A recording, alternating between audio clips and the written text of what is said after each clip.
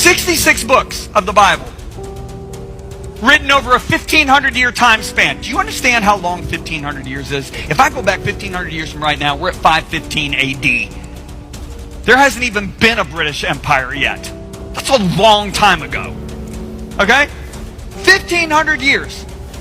66 books are written by over 40 writers from 3 different continents in 3 different languages. We got kings, we got prisoners, we got soldiers, military men, we got shepherds, we got farmers, we got a physician, we got a tax collector who's a mafia guy. And you put all these guys' books together over 1,500 years. Now, many of them lived in different generations and don't know what the other guy wrote. You put them all together and you get a perfectly harmonized book. Do you know what that's like? That's like looking at 40 different writers over the last 1,500 years and saying, write a chapter of a novel, putting the whole thing together after 1,500 years and having it make any sense. But not only that, it gets even better. If you look at the Old Testament is 39 books, written over 1,100 years. And the last book of the Old Testament is written 400 years before Jesus is even born. I mean, go back 400 years from right now. There's no Atlanta Braves. You don't even have the Falcons yet. You don't have the United States. I mean, the Pilgrims just got on the boat. That's a long time. The last book was written 400 years before Jesus was even born. Now, you got these 39 books written by all these different authors for over 1,100 years, many of them living in different generations, not knowing what the other guy wrote. And you know what these guys did? They made predictions about the Messiah. Things like, he'd ride in Jerusalem on a donkey, he'd be betrayed by a friend, he'd be born in Bethlehem, he'd be called out of Egypt, he would be sold for 30 pieces of silver, he'd be crucified. And they made over 300 predictions, with the last one being made 400 years before Jesus was even born. And do you know Jesus fulfilled all 300 of those predictions? So, there's a scientist named Dr. Peter Stoner who has since gone to heaven. But he was an expert in probability. Do you know what probability is? If I have a 5-gallon paint bucket and I have 9 white tennis balls and I have 1 yellow tennis ball and I shake them all up and I blindfold somebody and I say reach in and grab 1 ball, the chance of picking out that 1 yellow tennis ball is 1 in 10. Well, he's an expert in this. So Dr. Stoner wants to know, what is the probability that anybody can fulfill these prophecies? So he doesn't do the work himself. He employs 600 science students from 12 different classes. And they spent years of research. Not years, they spent months of research. The National American Scientific Council reviewed their work and said not only was their work accurate, but it was conservative. So what I'm about to share with you is conservative. Please remember that. So they said, all right, what are the chances that any human being in the world, from the time of the birth of Christ until the end of the second millennium, 2,000 years, could fulfill just 8 of the prophecies? So here's the 8 prophecies they chose. Christ to be born in Bethlehem. That's Micah wrote that. Christ to be preceded by a messenger. Isaiah and Malachi in different generations wrote that. Christ to enter Jerusalem on a donkey. Zechariah in a totally different generation wrote that. Christ to be betrayed by a friend. The psalmist in a completely different generation wrote that. And there's the rest of the 8. They took those 8 prophecies, said, what's the chance any human being over 2,000 years could fulfill those 8 prophecies? You know what after all their calculations, you know what the chances are? 1 in 10 to the 17th power. Now what in the world is that? 10 to the 17th is a 1 with 17 zeros behind it. I don't even know how to say that number. And I have an engineering degree.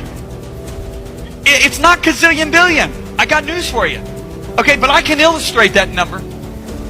If I have that many silver dollars, I have no place on earth to store them.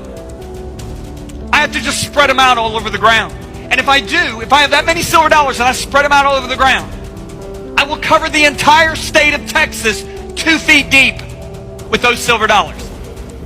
Now, gather them all in, mark one of the silver dollars.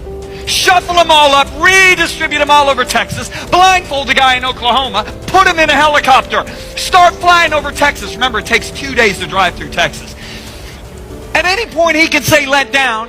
Then he gets out of the helicopter still blindfolded. The chances of him picking up that one silver dollar is 1 in 10 to the 17th power, which means that is the chances that any human being could have fulfilled 8 of those prophecies. Yet Jesus fulfilled all 8 prophecies.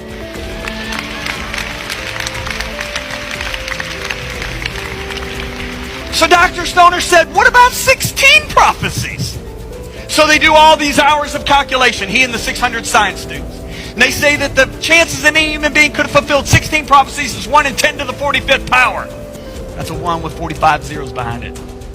Don't even ask me to write that number down. Now, if I have that many silver dollars, I can't store them on the earth. It's too many. I got to make a big ball of silver dollars. I got to make a sphere of them, okay? You know how big this sphere would be? The diameter of that sphere would be 60 times the distance of the earth to the sun. If you want mileage, it's 5.5 billion miles. Now, mark one of those silver dollars. Shuffle them all up. Blindfold the guy, put him in a jet plane. It will take 400 years non-stop flight just to fly around the ball. At any point, he can say let down. Now remember, he might have to dig 2.75 billion miles into the center because the marked one might be in the center. But the chances of him picking up that one silver dollar is 1 in 10 to the 45th power. That is the chances that any human being could have fulfilled 16 of the prophecies. Yet Jesus fulfilled all 16. So can I blow your mind? Can I really blow your mind one more time? Can I blow it? So Dr. Stoner said, what about 48 prophecies? What are the chances anybody could fulfill 48 prophecies? So they do hours and hours of calculations. And you know what they found out? It's 1 in 10 to the 157th power. Now, how big is that number? I can't use the silver dollar. It's too big. I got to go to a smaller item. I got to go to an electron. Now, do you know how small an electron is? Let me just tell you. If you got a 1-inch line of electrons, straight line, 1 inch, and I start counting tonight, and I don't go to sleep, I will count, if I count 250 per minute, it will take me 19 million years to count that 1-inch line of electrons. Now, if I have that many electrons, 1 in 10 to the 157 power, I got to make a sphere of electrons. You know how big the sphere would be? It would be as far as man has ever seen into space. 13 billion light years. Now, mark one of those electrons. Blindfold the guy, put him in a space shuttle, send him into space. At any point, he can say stop. The chances of picking out that one marked electron is the chances that any human being could have fulfilled 48 of those prophecies. Yet Jesus fulfilled all 48.